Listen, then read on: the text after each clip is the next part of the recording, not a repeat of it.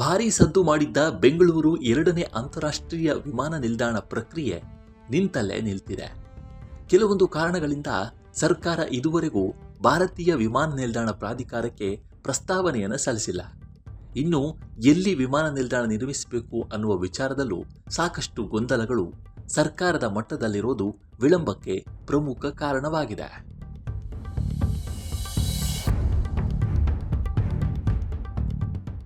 ಹೌದು, ರಾಜಧಾನಿಯ ಹೊರವಲಯದಲ್ಲಿ 2ನೇ ಅಂತಾರಾಷ್ಟ್ರೀಯ ವಿಮಾನ ನಿಲ್ದಾಣ ನಿರ್ಮಾಣ ಸಂಬಂಧ ಒಂದಲ್ಲ ಒಂದು ವಿಘ್ನಗಳು ಎದುರಾಗ್ತಿವೆ.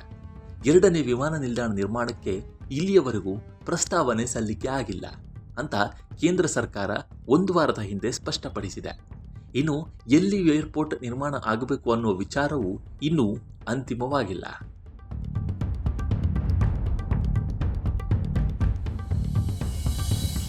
ಎರಡನೇ ವಿಮಾನ ನಿಲ್ದಾಣ ನಿರ್ಮಾಣ ಸಂಬಂಧ ಕರ್ನಾಟಕ ಸರ್ಕಾರದ ಮನವಿಯ ಮೇರೆಗೆ 3 ಸ್ಥಳಗಳಲ್ಲಿ ಭಾರತೀಯ ವಿಮಾನ ನಿಲ್ದಾಣ ಪ್ರಾಧಿಕಾರ ಪೂರ್ವ ಕಾರ್ಯಸಾಧ್ಯತಾ ಅಧ್ಯಯನವನ್ನು ನಡೆಸಿತ್ತು.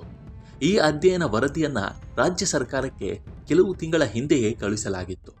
ಆದರೆ ವರದಿ ಸಲ್ಲಿಕೆಯಾದ ನಂತರ ರಾಜ್ಯ ಸರ್ಕಾರದಿಂದ ಯಾವುದೇ ಪ್ರಸ್ತಾವ ಬಂದಿಲ್ಲ ಅನ್ನುವ ಮಾಹಿತಿಯನ್ನು ಪ್ರಾಧಿಕಾರ ನೀಡಿದೆ.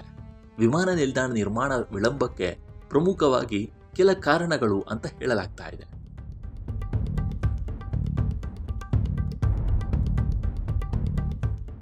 ಸಿದ್ದರಾಮಯ್ಯನವರು ಮುಖ್ಯಮಂತ್ರಿಯಾಗಿದ್ದ ವೇಳೆ ವಿಮಾನ ನಿಲ್ದಾಣವನ್ನು ಎಲ್ಲಿ ನಿರ್ಮಿಸಬೇಕು, ಕನಕಪುರ ಭಾಗದಲ್ಲೋ, ನೆಲಮಂಗಲದಲ್ಲೋ, ಶಿರಾ ಭಾಗದಲ್ಲೋ ಅನ್ನೋದು ದೊಡ್ಡ ಮಟ್ಟದ ಚರ್ಚೆಯ ವಿಷಯವಾಗಿತ್ತು. ಬೆಂಗಳೂರು ದಕ್ಷಿಣ ಅಥವಾ ತುಮಕೂರಿನ ನಡುವೆ ತೀವ್ರ ಪೈಪೋಟಿ ಇದ್ರೂ ಇನ್ನೂ ಕೇಂದ್ರ ಸರ್ಕಾರಕ್ಕೆ ವಿಮಾನ ನಿಲ್ದಾಣ ಪ್ರಾಧಿಕಾರಕ್ಕೆ ಪ್ರಸ್ತಾವನೆ ಸಲ್ಲಿಕೆಯಾಗಿಲ್ಲ. ಇದು ವಿಳಂಬಕ್ಕೆ ಪ್ರಮುಖ ಕಾರಣ.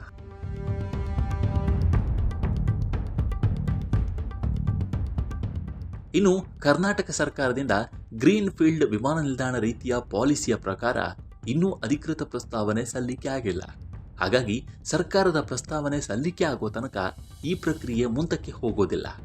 ಸರ್ಕಾರದ ಸಚಿವರುಗಳ ನಡುವೆ ಭಿನ್ನಾಭಿಪ್ರಾಯ ಇರೋದಕ್ಕೆ ಇದೇ ಕಾರಣ ಅಂತ ಹೇಳಲಾಗ್ತಿದೆ.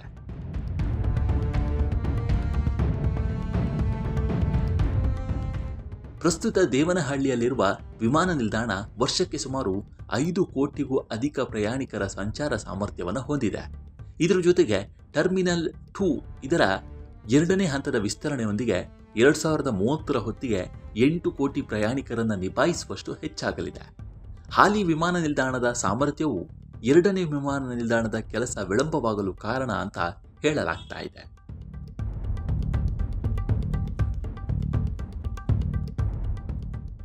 ಇನ್ನು ಕೆಂಪೇಗೌಡ ವಿಮಾನ ನಿಲ್ದಾಣ ಪ್ರಾಧಿಕಾರದ ಒಪ್ಪಂದದ ಪ್ರಕಾರ 2030ರವರೆಗೆ 150 ಕಿಲೋಮೀಟರ್ ವ್ಯಾಪ್ತಿಯಲ್ಲಿ ಹೊಸ ವಿಮಾನ ನಿಲ್ದಾಣ ಕಾರ್ಯಾಚರಣೆ ಮಾಡುವಂತಿಲ್ಲ.